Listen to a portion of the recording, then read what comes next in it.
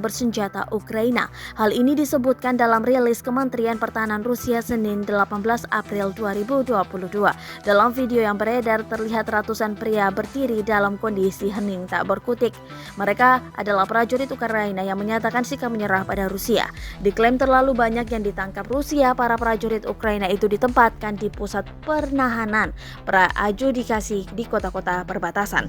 Rekaman itu menunjukkan ratusan tentara angkatan bersenjata Ukraina yang ditangkap mungkin dengan latar belakang salah satu lembaga permasyarakatan LDNR atau Federasi Rusia.